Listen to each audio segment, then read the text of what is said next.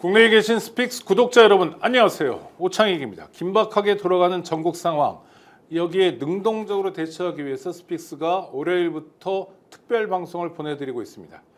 오늘은 이재명 대표 1심 공판을 앞두고 이 사건도 짚어보고요. 도대체 대한민국에서 이런 일이 어떻게 일어나는지, 대한민국 검찰이 왜 이러는지, 더 중요한 건 검찰을 앞으로 어떻게 해야 되는지에 대해 살펴보겠습니다.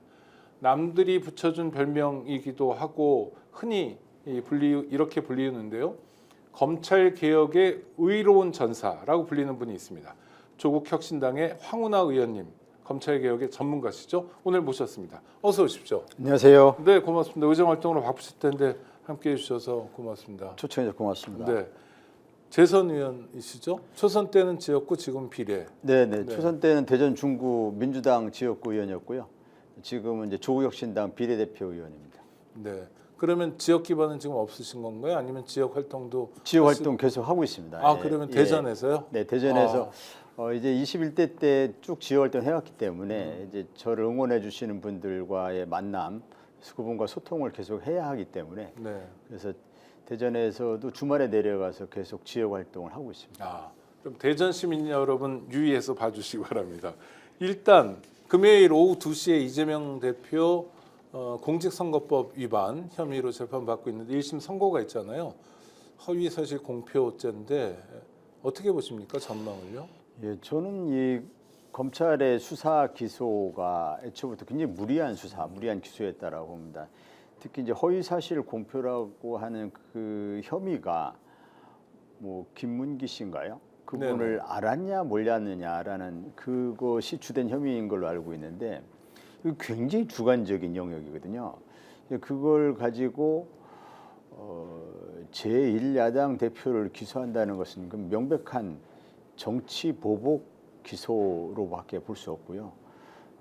검찰의 대표적인 표적 수사, 보복 기소, 저는 그렇게 보고 있습니다. 그래서 무리한 수사와 무리한 기소에 대해서 법원이 현명한 판단을 하지 않을까 그렇게 생각하고 있습니다. 현명한 판단이라면 어떻게 좀 무죄가 날 거라고 보시는 건가요? 물론 법원이 어떻게 판단할지를 뭐 미리 점치긴 참 어려운데요. 또 법원의 판결 앞두고 법원의 뭐 유죄일 것 같다, 무죄일 것 같다 이렇게 미리 말씀드리는 것이 이제 사법부에 대한 또 뭐 예의가 아니랄까 그렇기 때문에 섣불리 말씀드리긴 어렵지만 이제 검찰이 이재명 대표를 표적으로 한 수사다 또는 법리적으로 굉장히 무리한 기소다라는 부분은 이미 뭐 제가 말씀드리지 않아도 그간 많은 언론 보도를 통해서 많이 알려졌다고 봅니다. 법원에서 그런 부분들을 아주 심도 있게 심리를 해왔으리라고 보고 있고 그렇다면 이것은 그 검찰의 기소권 남용에 따른 공소 기각 판결하는 것도 가능한 사안이지만 뭐 이제 그런 판결하지 않고 실체 판결을 한다 하더라도 실체 판결에서 법리적으로 유죄를 구성하기는 좀 어렵지 않느냐 이렇게 판단하시지 않을까 저는 조심스럽게 예측을 하고 있습니다. 저는 의원님 태도를 보면서 좀 배우는 게 지금 입법부의 구성원이시잖아요. 국회의원으로서 삼권 분립 국가에서 사법부의 판단에 대해서 최대한 예의를 갖추고 존중하고 그래서 나름의 결론은 다 전문가로서 갖고 계시지만 그거를 대외적으로 말하지 않는 그 존중의 모습이 보이는데 아니 우리 대통령한테 좀 그런 태도를 가르쳐 주셨으면 이분은 입법부에 대한 존중이 없죠 보시니까. 네, 기본적으로 그 헌법 수호 의지가 없는 것 같아요. 네, 헌법 수호 의지가 없다. 이것은 박근혜 대통령 파면 때 당시 헌법재판소가 박근혜 대통령 파면의 가장 중대한 사유로 헌법 수호의 의지가 안 보인다 이렇게 적시를 했었는데 윤 대통령을 보면 헌법 수호의 의지가 정말 없어 보입니다. 물론 본인은 뭐 헌법을 입에 달고 살듯이 헌법 얘기를 많이 하는데 헌법을 제대로 공부를 했는지 공부는커녕 헌법을 제대로 읽거나 봤는지 또 헌법 정신, 헌법 가치에 대해서 정말 그 평균인이 가질 만한 그런 평균인정 수준의 이해도 없는 것 아닌가 이런 생각이 들거든요. 삼권 분립 같으면 너무 기본적인 그 헌법 가치인데 삼권 분립은 뭐 아시겠지만 입법, 사법, 행정이 서로 견제하고 균형을 이루면서 어느 한쪽도 이제 권력의 우위에 서지 않고 서로 이제 견제 균형을 통해서 권력 남용을 방지하는 이것이 삼권 분립 정신인데 대통령은 행정권의 수반에 불과하거든요. 그 입법부 존중해야 되고 사법부를 존중해야 되죠. 그런데 대표적으로 국회가 입법을 한 거에 대해서 우선 뭐 몇 가지 말씀드릴 게 많이 있는데 우선 시행령으로 이것을 입법을 무력화시켜 버렸어요. 대표적인 것이 경찰국을 설치하는 거라든지 또는 국회에서 검찰의 직접 수사권을 축소를 했습니다. 과거 6대 범죄가 검찰의 직접 수사 영역이다가 이것을 2대 범죄로 이렇게 축소를 했는데 이걸 대통령령으로 해서 다시 그 시행령이라고 하는 대통령을 통해서 검찰의 직접 수사 범위를 무한대로 넓혀놨습니다. 이거는 정말 삼권 분립을 완전히 짓밟는 거거든요. 국회 입법을 대통령이 시행령으로 무력화시킨다는 게 이게 어떻게 삼권 분립 국가에서 가능한 일이겠습니까? 뭐 뿐만 아니라 뭐 최근 같으면 국회에서 특검법을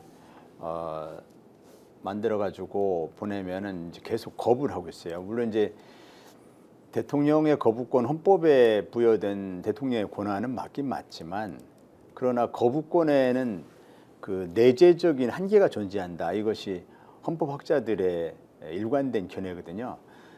특히 자신을 대상으로 하는 특검 수사법 또는 자신의 배우자를 대상으로 하는 특검 수사법 이거를 거부한다는 것은 이익 충돌 의무에도 이익 충돌을 회피해야 되는 그런 의무에도 위배되고 대통령의 거부권에 존재하는 그 어떤 내재적인 한계를 크게 일탈한 즉 결국 국회 입법권을 무력화시킨 것인데요. 그런 면에서 볼 때 삼권 분립을 뭐 너무 쉽게 삼권 분립 정신을 짓밟고 있다. 그런 대통령이라고 좀 보고 있습니다. 그러니까 일부에서는 대통령이 뭐 시정연설 안 했다, 국회 개원식에 참석하지 않았다도 태도로서 지적하지만 황 의원님 보시기에 그거는 이제 도드라진 태도고 그렇죠. 실제로 중요한 건 입법부에서 법률로서 강제했는데 법률의 하위 규정인 법령인 그렇죠. 시행령을 통해서 법률을 엎어버리면 그렇죠. 일종의 그건 쿠데타라고 봐도 틀리지 않죠. 그래서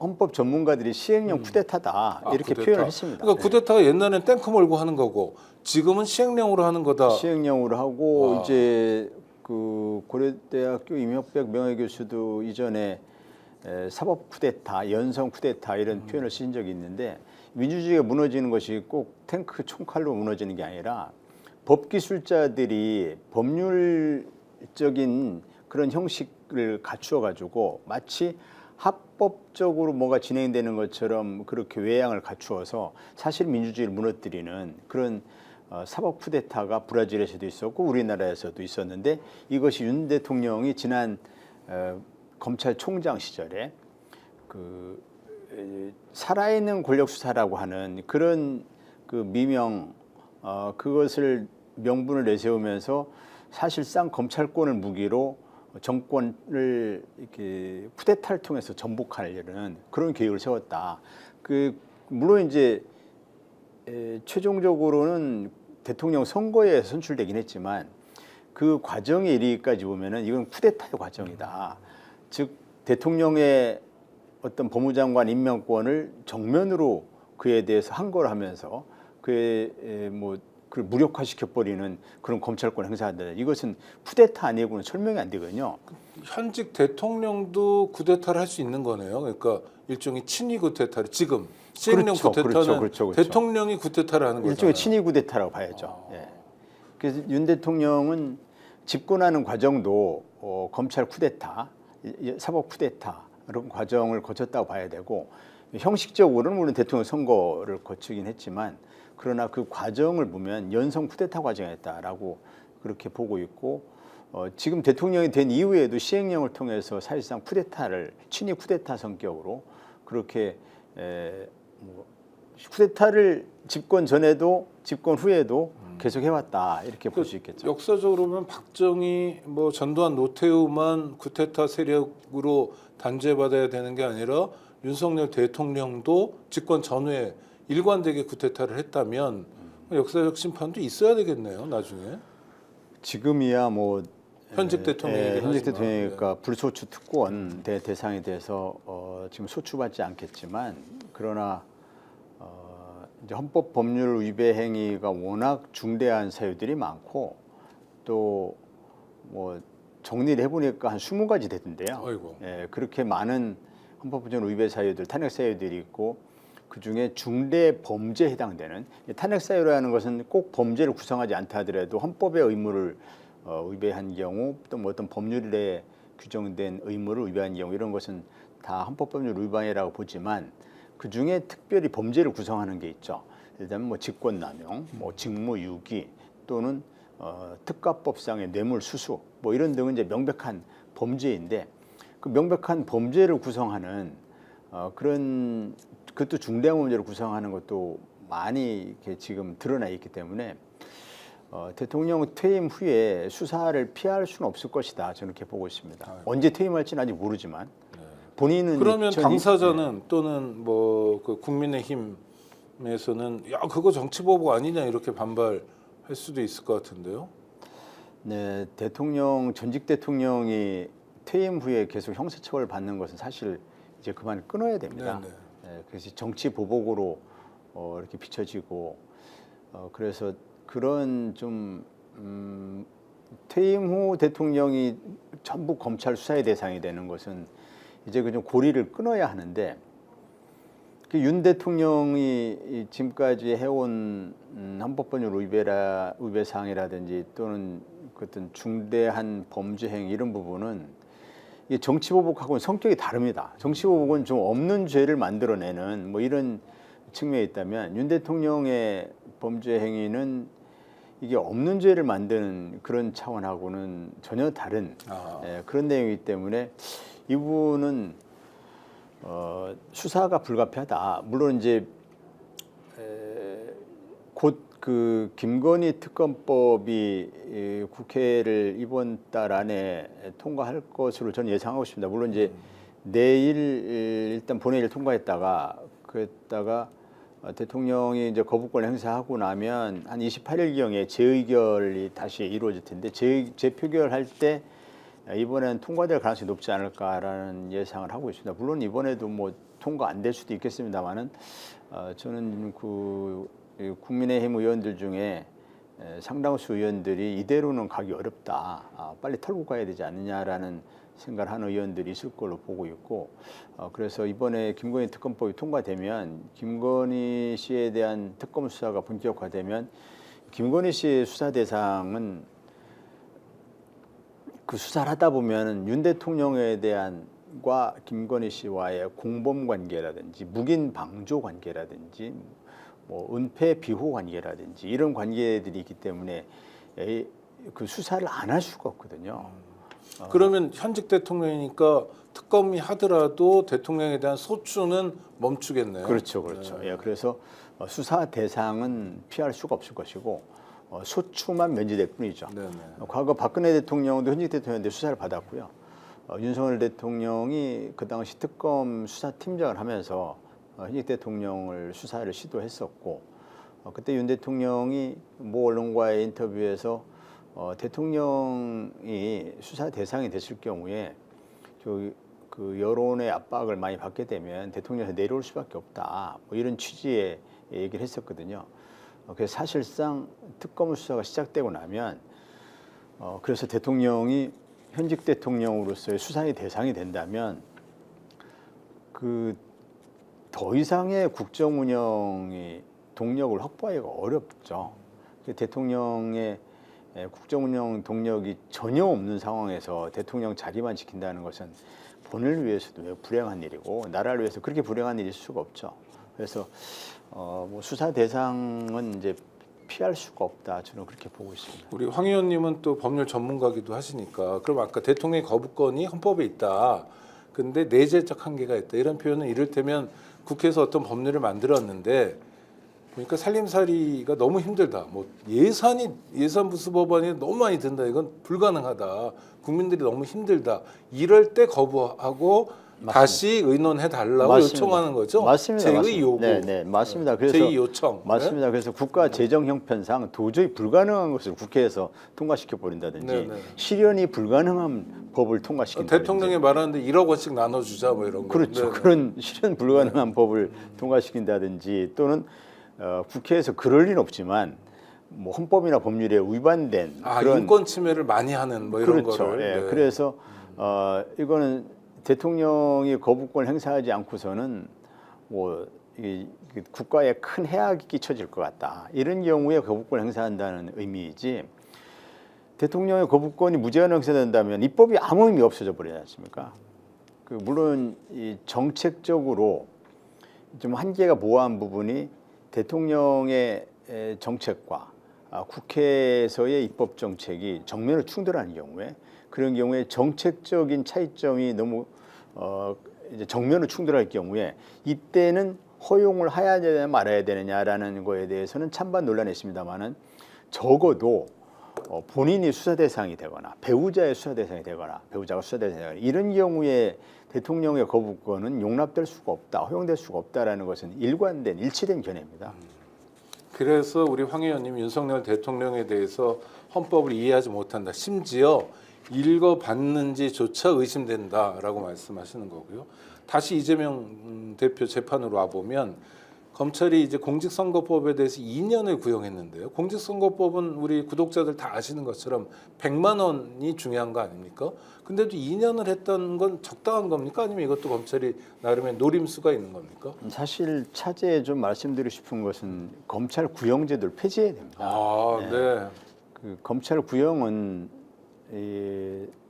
뭐 형사소송법상 사실 근거가 없는 것이고 또 반드시 필요한 제도가 아니거든요. 검찰의 구형이 왜 있어야 되느냐 하는 거죠. 또 검찰 구형 제도가 없는 나라도 많습니다. 검찰 구형 제도는 우리나라에서는 검찰이 구형을 하면 잘 모르는 시민들은 그게 무슨 법원의 선고인 걸로 또 잘못 이해하는 분도 계시고 검찰이 지멋대로 그 중형을 구형할 경우에 이제 시민들은 굉장히 중범죄를 저질렀구나라는 그런 그 선입견을 갖게 되거든요. 그리고 법원도 그러한 여론이 형성되면 알게 모르게 좀 압박을 받습니다. 그런 점 등을 노리고 검찰은 이제 구형을 통해서 턱없이 대체로 턱없이 높은 형량을 구형을 하는 경향이 있습니다. 이번에 2년 구형도 검찰이 할 수 있는 최대 그 형량을 구형한 거 아닌가. 그래서 법원으로 하여금 그 무죄 판결하거나 또는 양형을 뭐 100만 원 이하로 낮추거나 하는데 부담을 주기 위한 그런 노림수다. 저는 그렇게 보고 있습니다. 2년 구형할 일이 아니라고 봅니다. 의원님 말씀은 어차피 처벌 조항을 보면 뭐 징역 3년 이하에 처한다고 법률이 범위를 정하고 있으니 그거에 따르는 건데 그렇죠. 거기서 검찰이 너무 큰 자율권을 가지고 사실상 재판을 자기네가 하는 효과를 노리고 있다. 이렇게 정리를 잘 해주셨는데 그래서 구형제도는 우리 학자들 사이에서 그런 논의가 있어 왔습니다. 구형제도는 폐지하는 게 맞다. 그 우리나라의 좀 독특한 제도다. 그래서 검찰이 그러자도 수사권과 기소권을 다 가지고 어떤 표적을 정해놓고 나면 사냥감을 정해놓고 나면은 기소를 하겠다는 결론을 내려버리고 그에 꿰맞추는 수사를 해왔는데 또는 수사를 엉터리 해놓고도 아무도 그 수사 가지고는 기소를 할 수가 없다라고 하는 그 걸러주는 사람이 없었다 보니까 수사를 엉터리로 해놓고 심지어 조작을 하면서도 그냥 무조건 기소를 하고 나중에 무죄가 되면 뭐 하는 수 없고 뭐 이런 식의 무책임한 그 기소권 남용을 해왔었는데 거기에다가 구형까지 검찰이 이렇게 하면서 형사사업제도 전반에 있어서 검찰이 어떤 그 지배자적 우치를 점하려고 하는 그런 제도 중에 하나 구형제도군요. 구형제도도 차제에 좀 폐지돼야 되고 뭐 당연한 이야기지만 검찰이 수사권과 기소권을 모두 틀어지고 있으면 검찰권 남용은 필연적입니다. 그럼 피할 수가 없는 겁니다. 근데 이렇게 어떤 사건에 대해서 사실은 뭐 전문가들이 쭉 추적을 하면 모르지만 일상생활을 하는 시민들 입장에서는 귀에 들리는 걸 듣잖아요. 그렇죠. 그러니까 처음에 굉장히 중요한 대목이 입건할 때 시작될 때 아, 이 사람이 뭐 공직선거법 위반이래, 뭐 이런 거짓말을 했대, 대선 후보가 허위사실 공표했대, 이게 들리고. 근데 두 번째 들리는 대목이 의원님 말씀하신 그 구형 단계에서 이 사람이 2년짜리 잘못을 했대. 그리고 거기에 보태서 재판 결과까지 들리는데 사실 어떤 게 더 크냐 하면 그건 사건마다 좀 다른 것 같아요. 검찰의 목소리가 우리나라는 유독 큰 것 같은데 제가 오해하는 겁니까? 아니면 사실에 가까운 겁니까? 정확하게 현실 진단을 하신 것이고 검찰이 그 수사하는 단계에서 검찰발 피의사실 공표가 뭐 특수수사 또 공안수사 이쪽에서는 그 이른바 검찰의 언론 플레이라고 하는 것이 지금 너무 일반화되어 있거든요. 그리고 검찰이 프레임을 짜가지고 흘려주기 방식, 어떤 특정 언론에 이제 뭐 단독으로 제공을 해주고 그 언론에서 단독 보도를 하게 하고 다른 언론들이 따라서 보도하게 하고 이번에 다음에는 또 다른 그 사건 관련해서 다른 또 하나의 팩트는 또 다른 언론 제공하고 이러면서 그러면서 경쟁적으로 검찰이 의도한 프레임대로 언론이 경쟁적으로 보도하게 이렇게 만들어 나가면서 그 자신들이 짠 프레임대로 여론이 형성되게 만들어 버리는 거죠. 그것을 능수능란하게 하는 사람들이 대체로 특수부 검사들이고 그걸 가장 잘했던 사람 중에 하나가 한동훈 대표로 알려져 있죠. 그래서 한동훈 대표가 서초동 편집국장이라는 그런 별명을 별칭으로 불렸던 것도 바로 그러한 언론 플레이에 능했던 그런 이유였는데 검찰이 그렇게 수사 단계에서 그 대대적인 언론 플레이를 통해서 수사 대상을 일단 여론 재판해서 완전히 그 유죄의 예단이 형성되도록 만들어 버리죠.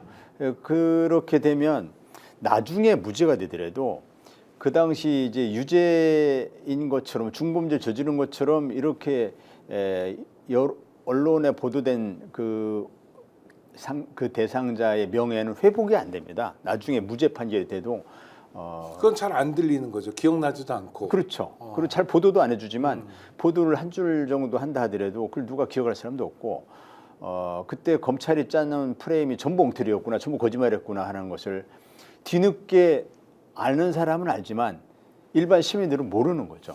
그래서 문제가 심각한 것 같은데 지금 이재명 대표도 문제인데 그 진짜 문제죠. 뭐 제1야당의 당 대표이고 유력 대선 주자도 저렇게 소위 아까 사냥이라는 표현 쓰셨는데 그래도 먹잇감이 되는 건데 이재명 대표만 먹잇감은 아니잖아요. 우리 황 의원님도 아주 대표적인 검찰 개혁에 대해서 싸움을 현직 경찰관 때도 많이 하셔서 검사들은 다들 싫어하거나 심지어 미워하거나 이럴 것 같은데 그러니까 보복의 대상 맞죠, 황 의원님도? 뭐 저도 아니 그 자기 얘기라서 뭐 한 20년 좀 정확하게 거슬러 올라가면 한 25년쯤 된 것 같은데요. 1999년이니까 25년 됐네요.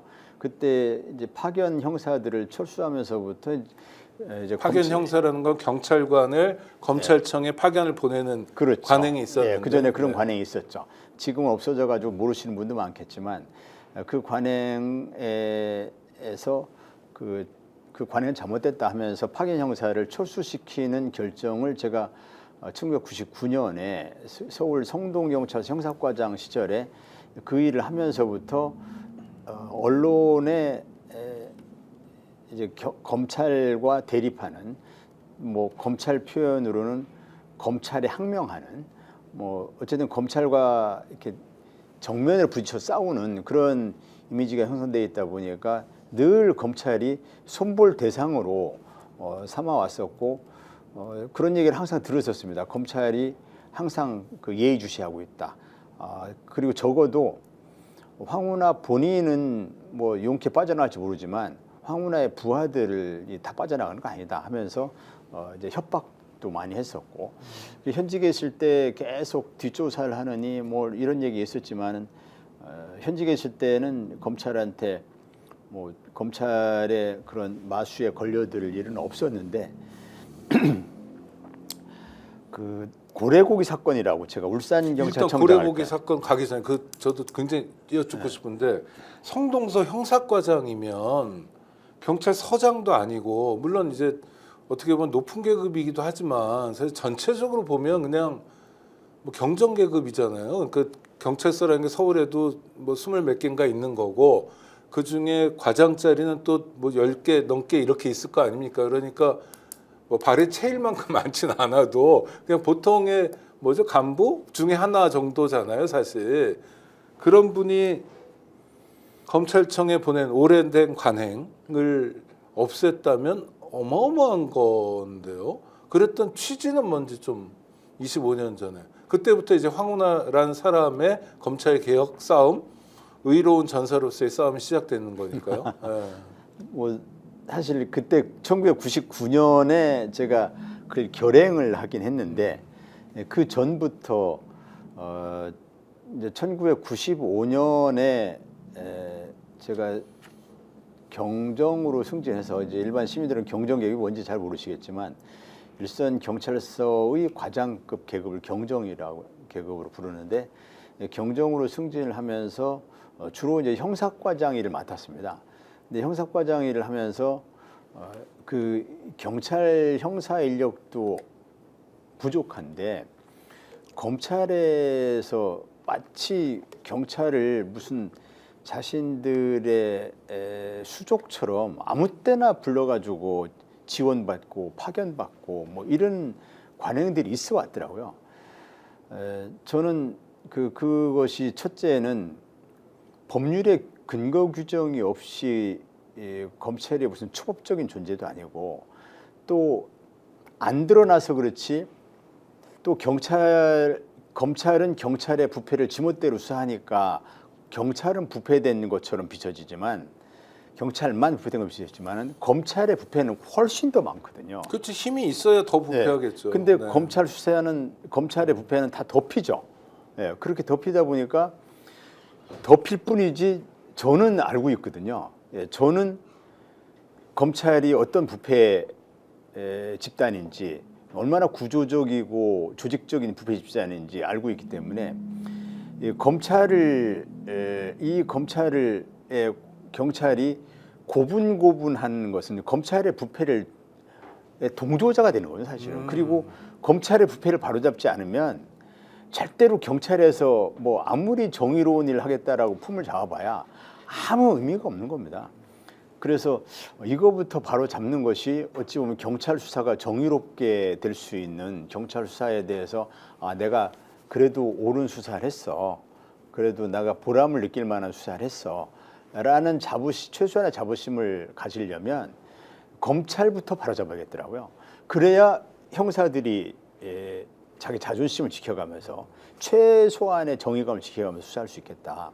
그래야 국민들도 믿어주고 범죄자도 승복할 수 없는 밖에 없는 수사 결과도 만들어내고. 그렇죠. 네. 그리고 누군가는 검찰의 그런 문제를 지적을 해야 되는데 아무리 봐도 검찰의 문제를 가장 많이 알고 있는 사람이 경찰일 수 있고 그 경찰 중에서도 그런 문제를 좀 문제의식을 평소에 갖고 있던 누군가는 이걸 정면으로 문제 제기를 해야 한다.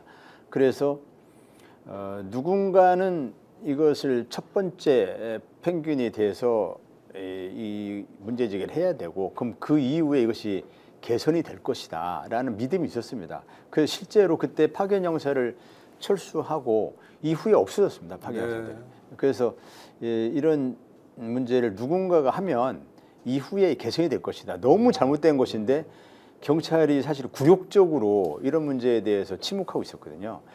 그런 그 경찰의 어떤 굴종적인 모습은 절대로 이 경찰 발전에 도움이 안 되죠. 그러니까 법률에 따라 움직이는 것, 이를테면 상식에 따라 움직이는 게 말처럼 쉽지만 쉽지 않은 게 그걸 처음으로 해낸다는 건 아까 그러셨잖아요. 검찰과 대립. 근데 검사들은 뭐라고 보냐면 항명하는 사람.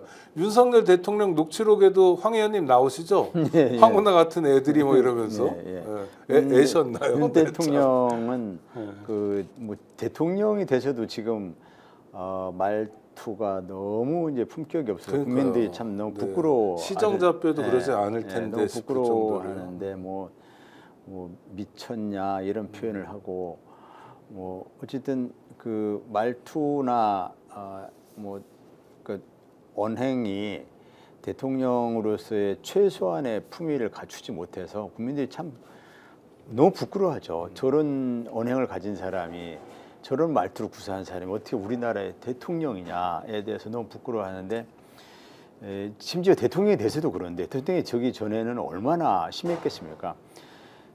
검찰총장 시절에 제가 들은 이야기인데 당시 중앙지검장이 이제 이성윤 중앙지검장이었는데 이성윤 지검장이 아마 언론에서도 공개적으로 얘기도 했던 것 같고 본인이 펴낸 책에서도 그런 표현이 있었던 것 같긴데 윤 대통령이 표현할 수 없는 쌍욕을 한답니다.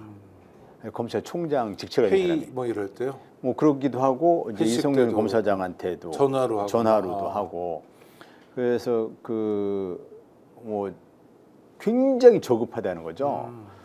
그런데 그것이 이제 뭐 욕설도 욕설은 물론 이제 삼가해야 되긴 하지만 좀 어떤 분이 너무 화가 나가지고 뭐 욕설이 나오거나 또는 그 분위기를 부드럽게 하기 위한 또 욕설도 있고 이렇거든요. 근데 말투 자체가 이제 그 뭐 상스러운 욕설 입에 밴 그런 스타일이었다는 겁니다. 그래서 그것은 이제 그 평소의 사고 수준, 어떤 인식 수준, 지적 수준 이런 것을 이제 가늠할 수 있는 그런 저급한 언행이었다는 건데요. 그래서 황운하와 관련해서도 뭐 황운하 같은 애 뭐 이런 표현한 걸 저도 들었는데 그 당시에 그 녹취된 내용을 보면은 황운하만 애가 아니고 본인의 검사 시절 상사를 부르면서도 애 이렇게 부르거든요. 이게 기본이 정말 너무 안 갖춰진 그런 언행이었는데 그때 제가 좀 특이한 것은 유일하게 좀 뭐 선배라고 불렀나 좀 이렇게 격식을 갖추어서 부르는 한 분이 박영수 특검이었죠. 네, 그 밑에서 일했으니까 그랬나 보죠. 네. 그래서 그 박영수 특검은 본인을 특검 수사팀장으로 발탁해 준 이거라서 그런지 또는 이제 뭐 공통적으로 이제 검찰주의자, 검찰 만능주의자에서 그럴 수도 있고 어쨌든 그때 인격적으로 굉장히 미숙한 상태에 있구나라는 걸 그때 좀 확인할 수 있었습니다. 헌법과 법률에 대한 이해도 법조인인데도 헌법과 법률에 대한 이해도 부족하고 인격적으로도 부족하고 입에 욕설을 달고 살고 또 경로했다는 얘기도 굉장히 많이 나오고 그럼 이제 감정 컨트롤이 안 된다 이런 거잖아요. 기자회견 때 그 일단을 봤으니까요. 아까 말씀하셨던 울산 고래고기 사건은 몇 년 전 사건인데도 계속 인구에 회자됩니다. 그렇죠. 시간은 얼마 없지만 이 얘기 잠깐 짚고 나가요. 그 검찰이 얘기, 어떤 사람들인지를 알려주는. 말씀드리면 제가 지금 울산 이른바 울산 사건, 울산시장 선거 개입 사건, 뭐 하명 수사 사건, 뭐 이렇게 불리는 사건으로 기소되어서 재판을 지금 5년째 받고 있습니다.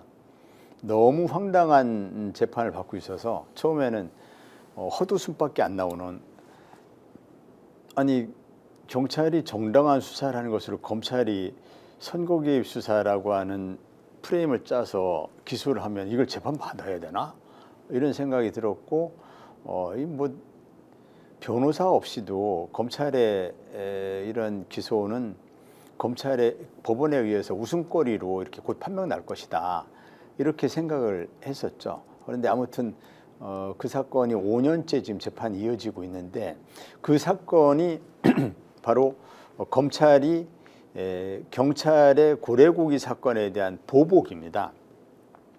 고래고기 사건은 쉽게 간단하게 말씀드리면 경찰이 압수한 고래고기를 검찰이 다시 업자들에게 돌려줬는데 그 돌려준 것은 명백한 불법 행위라는 거군요. 고래 한 마리입니까? 여러 마리입니까? 30억 상당이어서 몇 마리인 줄 모릅니다. 왜냐하면 고래가 다 분해돼가지고 분해돼서 고래 고기가 30억 원어치였어요. 30억 전체가. 원어치죠. 예, 시가가 30억 원어치가 이제 냉동 창고에 보관돼 있는 것을 경찰이 급습을 해서 그래서 그 고래고기를 압수를 한 것이죠. 고래고기 원래 법은 그렇게 압수하면 어떻게 해야 됩니까? 그 압수를 해서 그 중에 샘플을 고래연구소라는 그 연구기관이 있습니다.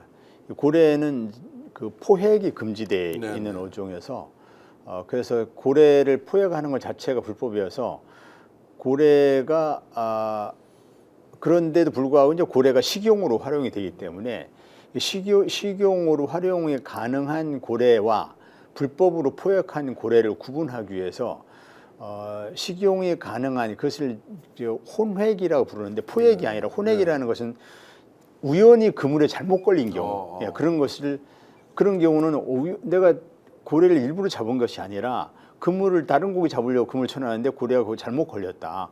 어쩔 수 없이 고래를 잡게 됐다. 이런 경우에 그것이 식용으로 유통이 됩니다. 그런 식용 유통이 가능한 고래고기는 고래고기 연구소에 DNA를 채취를 해서 보관합니다.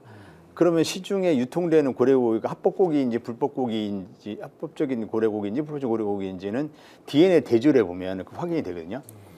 그래서 그렇게 경찰이 압수한 것은 이제 고래연구소에 보내서 합법적인 건지 불법적인 건지 불법 포획한 것인지 합법적인 혼액 고래고기인지를 확인하는 그런 절차가 거쳐야 되는데 나중에 그것이 그 불법적인 것으로 밝혀졌는데 경찰이 그걸 보낸 상태에서 그 고래연구소에 보낸 상태에서 검찰이 그것을 그냥 돌려줘 버린 겁니다. 그건 돌려주면 절대 안 되거든요. 그리고 불법으로 그러니까 30억 원어치를 다 돌려줬나요? 그렇죠. 와. 그래서 그럼 업자는 30억 원어치 부당 이득을 얻은 거예요? 그렇게 된 거죠. 그 당시 고래고기 울산 지역에서는 고래고기 축제가 있습니다. 고래고기 축제에 맞춰서 돌려준 거죠. 그럼 고래고기 축제 때 고래고기가 대량으로 유통되기 때문에 업자들에게 엄청난 부당 이익을 안겨준 것인데 그래서 이것은 큰 부패 사건이거든요.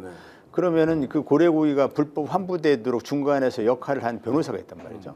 그 변호사가 울산지검에서 고래고기 해양 사건 담당 검사를 하다가 퇴직한 지가 얼마 안 되는 이른바 전관 변호사였어요. 이 전관 변호사가 이 고래고기 불법 환부 사건을 지휘했던 그 부장검사하고는 지방의 모 대학의 동문이었습니다. 그래서 특별한 관계에 있는 그런 그야말로 카르텔 부패 구조네요. 그렇죠. 그래서 이거는 그 부패 뭐 냄새가 진동을 하는 그런 사건이었군요. 그래서 당연히 이제 수사에 그것도 시민단체가 고발을 해가지고 수사를 했던 사건인데 그때만 해도 경찰이 검찰을 수사한다는 데 대해서 검찰이 이것을 굉장히 뭐 고가워하면서 어떻게 경찰이 검찰을 수사하느냐. 감히. 감히 이런 생각을 할 때여서 수사에 뭐 노골적으로 비협조하면서 경찰이 신청한 압수영장은 다 기각을 해버리고 출석을 요구하니까 검사가 그 출석에 불응하고 일체 뭐 불응하니 마니 뭐 이런 답변조차 없다가 그러다가 해외 연수를 떠나버립니다. 이게 일반 공무원이면 상상할 수 없는 일이거든요. 그럼요. 범죄를 저질렀는데. 수사 중인 사람이 해외 연수를 떠난다는 건 상상할 수 없는 일이거든요. 그래서 그 이제 고래고기 사건이 그런 과정에서 대중들에게 언론 보도를 통해서 알려지게 됐었는데 검찰은 그때부터 이제 앙앙블락하면서 보복의 기회를 누리고 있었던 거죠. 그때 고래고기 돌려준 환부 사건을 수사한 경찰의 최고 책임자가 황운하 울산지방경찰청장이었던 그렇죠. 거고 그때 그 황운하는 옛날부터 검찰 개혁의 선두주자 주창했고 실천했던 사람이고 그렇죠. 그러니까 찍힌 데다 또 찍히고 또 찍힌 거네요. 그래서 뭐 검찰이 제가 현직에 있을 때도 계속 표적 삼아서 저를 노렸지만 좀 뭐 자신이 있었거든요. 아무리 탈탈 털어봐라 뭐 하나 나오는 게 없을 것이다 이렇게 자신했었는데 뭐 지금도 그렇습니다만은 그런데 그 당시에 공교롭게도 그 지방선거를 앞두고 지방선거 2018년에 지방선거가 있었는데 2018년 지방선거를 앞두고 김기현 당시 울산시장이 울산시장 후보로 출마했었는데 김기현 시장의 형제와 비서실장과 관련된 부패 사건이 있었습니다. 그 부패 사건을 경찰은 당연히 수사를 해야 합니다.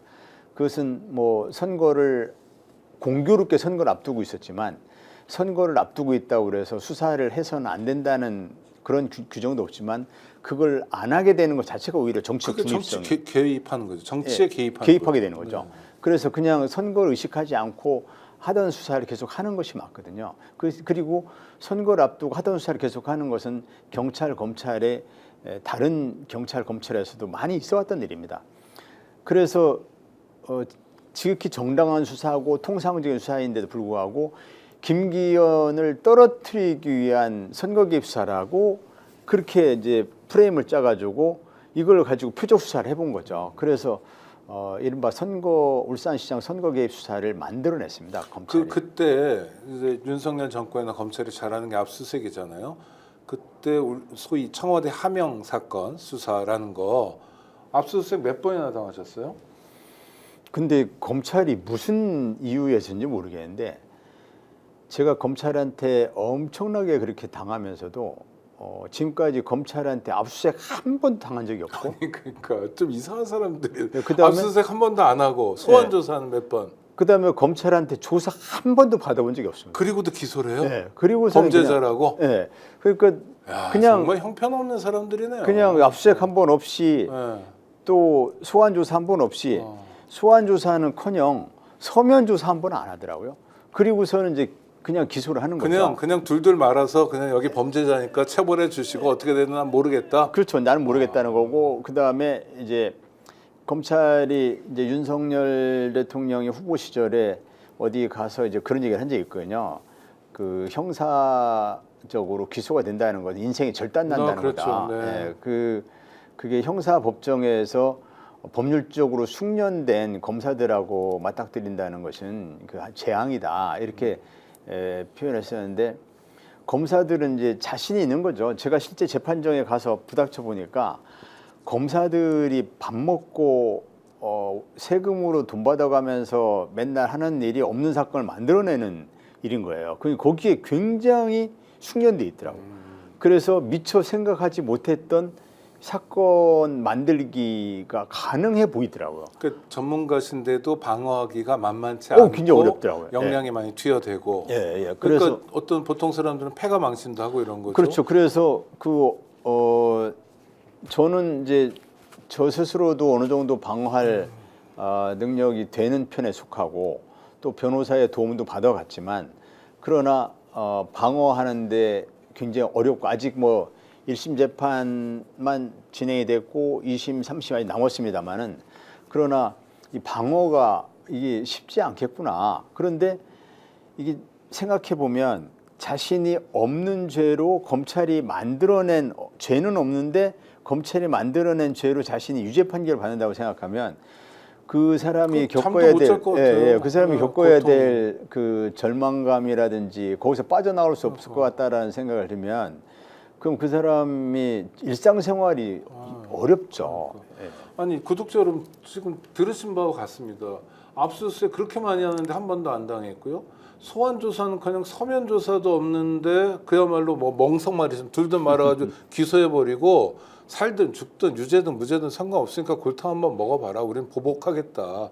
이게 가장 대표적으로 유명한 경찰관이고 현직 재선의원에게 검찰이 하는 방식이고 이재명 대표 똑같고 조국 대표도 그렇고 그럼 제2, 제3, 제4의 황운하도 계속 나올 거 아닙니까? 그러면 사람들은 위축되고 시간이 다 끝나서 이제 정말 한마디만 딱 여쭤볼 수밖에 없는데 이대로 계속 갈 수는 없잖아요. 그렇죠. 그래서 어떻게 해야 됩니까? 검찰이? 그래서 뭐 피해자는 지금 말씀하신 것처럼 누구나 피해자가 될 수 있습니다. 그러니까. 대부분의 시민들은 검찰하고 나하고는 관계없어 이렇게 생각할 수 있겠지만 누구나 피해자가 될 수 있습니다. 이제 검찰 사건에 아직까지 용케 안 걸린 것뿐이죠. 그 검찰이 이른바 힘 있는 사람들, 재벌이나 정치인들이나 이런 사람들을 대상으로 잘하는 수사도 더러 있습니다. 그렇지만은 그 사람들을 대상하는 수사 중에서도 범죄를 만들어내는 엮어내는 수사도 많습니다. 그 뭐 지금 이제 이재명 대표 사건이나 조국 대표 사건이나 뭐 다 그런 데 해당이 되지만, 그래서 그 정치인들이나 뭐 검찰 수사의 대상이지 일반 시민인 나가 힘없는 내가 뭔 검찰하고 무슨 관계가 있을까 이렇게 생각하기 쉽지만, 그러나 김학의 사건을 예를 들면 김학의 사건에서 김학의로부터 엄청난 피해를 당하는 여성이 있었는데요. 그 여성이 그 애초에 나중에는 김학의의 어떤 성폭력 문제가 유죄 판결이 유죄로 되지는 않았지만 어쨌든 검찰에서 인정을 했습니다. 공소시효가 지났을 뿐이지 인정을 했었는데, 그러나 그 전 단계에서 검찰이 김학의를 계속 무혐의 처분했거든요. 계속 무혐의 처분할 때 이 여성이 힘없는 이 피해 여성이 그때 어떤 상실감, 어떤 분노감을 겪었을까 참 상상하기도 쉽지 않습니다. 그래서 엄청난 용기를 내 가지고 그 이제 고발을 한 것이고 피해 신고를 한 것인데, 그러니까 자신이 피해자인데도 검찰이 없는 죄를 만들고 있는 죄를 덮기로 맘먹으면 국민들 누구나 다 피해자가 될 수 있다는 것이죠. 그래서 저는 이번 주가 반격이 시작되는 주여야 한다. 이재명 대표가 뭐 잘났다 못났다 이런 게 아니라 하여튼 유력 정치인으로서 하여튼 새로운 전환점이 되고, 황 의원님도 마찬가지고, 저는 그래서 이재명 뭐 조국 황운하 이런 분들이 굳건히 버텨주는 게 하여튼 되게 감사해요. 물론 개인적으로는 정말 아주 곤혹스러운 상황이지만, 그래서 이 반격을 해야 돼요. 반격이라는 건 뭐 누구를 혼내자는 게 아니라 제2, 제3의 황운하는 더 이상 생기지 않아야 될 텐데, 이러기 위한 방법 30초만 해주시면. 입법 제도적으로 해결해야 됩니다. 예, 그 특정인에 대한 뭐 탄핵, 특정인에 대한 어떤 뭐 징계, 처벌 이걸로 해결되는 게 아니고 입법적 제도적으로 해결해야 되기 때문에 검찰 개혁을 완수하는 수밖에 없고, 검찰 개혁의 본질은 한마디로 정의하면은 수사권과 기소권을 분리해서 검찰을 기소청으로 전환시키는 것, 그 검찰이 기소 업무만 담당하도록 하는 것, 이렇게 되면은 검찰권 남용이 불가능해집니다. 네.